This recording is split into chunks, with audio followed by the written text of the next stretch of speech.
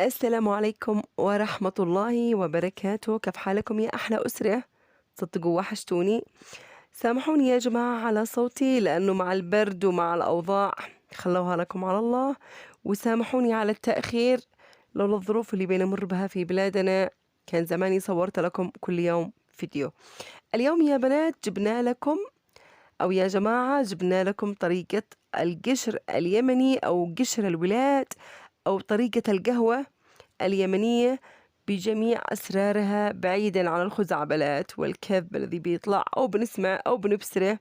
الله يسخر لكل إنسان ويسعد كل قلب، هذا أهم شيء عندي. طبعا يا بنات هذا مكان الولاد، وهذه الشذابة حقيقية مش شي زينة. هذه الشذابة نزلناها من الجبال، شفتوا، وطرحناها في الولاد.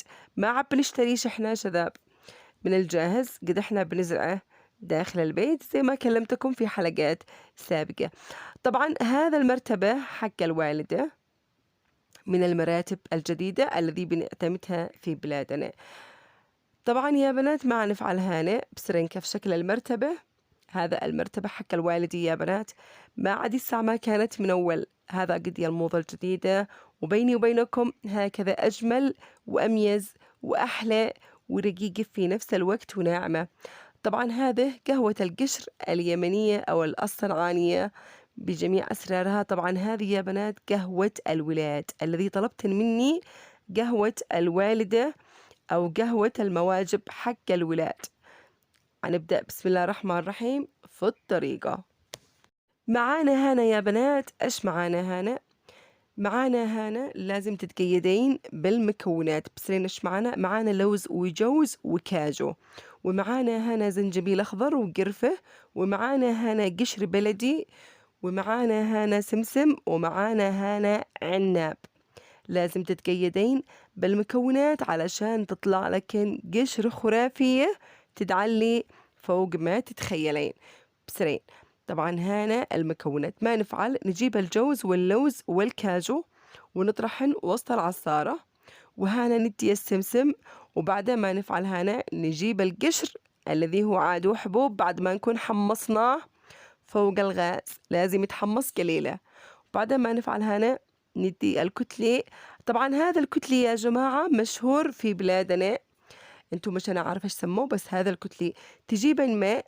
شوفين لازم تركزين بالمقادير. من حسن حظكن ان كان معانا ولاد فصورت لكن الحلقة.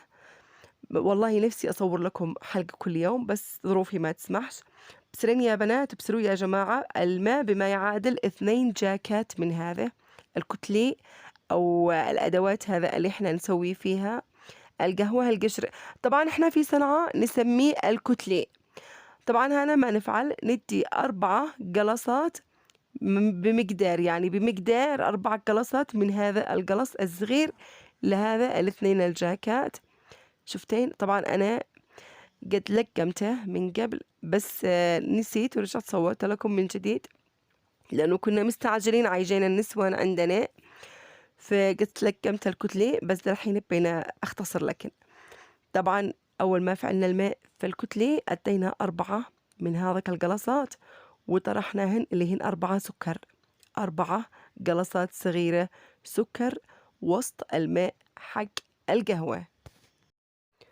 وهنا ما نفعل يا بنات، تجيبين ملعقة زنجبيل لحالها، ملعقة زنجبيل لحالها، مش الذي احنا طحناها، لا، هذا ملعقة زنجبيل لحالها تسكبنها وسط الماء.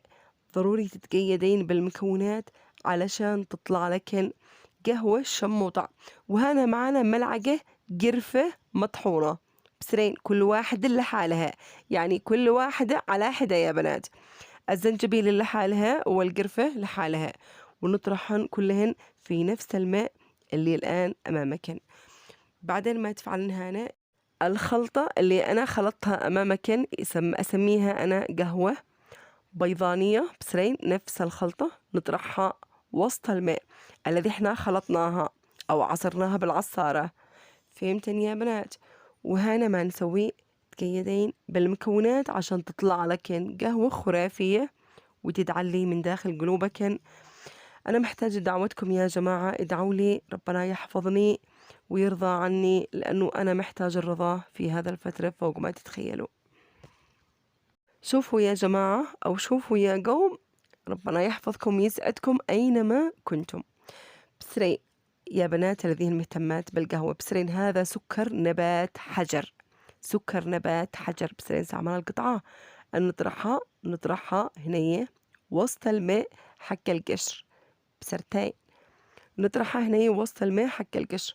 وهذا العناب اللي احنا صورناه بداية الحلقة 4 بما يعادل 4، لأنه إذا زاد العناب خربت القهوة، وإذا قل خربت القهوة طبعا. وهذا قشر ثاني، بسرتين هذا قشر ثاني عادو محمص، يعني قشر حبوب من غير اللي احنا طحناه. اللي احنا طحناه فعنا منه ملعقة. بعدين ما تفعلين بسرين لو ما يتجانس تتركنا أقل حاجة 5 دقايق، وبعدين تطرحنه فوق الغاز. لازم ينطرح فوق الغاز على نار هادئة لمدة 20 دقيقة. لازم تتقيدين بالوقت وتتقيدين بالمكونات علشان تطلع لك قهوة خرافية.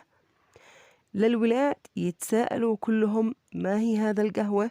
احنا بصراحة طعمنا قهوة في ولاد بيت فلان، بصراحة ما قد بسرنا ساعها ولا قد ذقنا ساعها. طبعا هنا يا بنات ما تفعلين بسرين لو ما تطلع العفش حق القهوة كفاية بسرين. كل شوي تغطن على القهوة. القهوة تشتي صبر وتشتي هدوء وتشتي تركيز يا بنات عشان تطلع لك قهوة تجنن. طبعا بسرين بعد 20 دقيقة، أنا بالنسبة لي بنخليها 25 دقيقة تترسخ، لأنه كل ما كانت أكثر فوق الغاز كل ما كانت تجنن. وكيف تعرفين إن القهوة قد سبرت يا بنات؟ لما قد شمها بينعج ملان البيت. وهذا القهوة يا بنات القشر من ألذ الوصفات اليمنية والتراثية في بلادنا. ربنا يحفظ بلادنا ويحفظ شعبنا ويحفظ وطننا من كل مكروه، ويحفظكم لي يا رائعين أينما كنتم. هو كريم عظيم. وتذكروا يا جماعة الآخرة خير وأبقى، وما الحياة الدنيا إلا لعب وزينة ومتاع الغرور.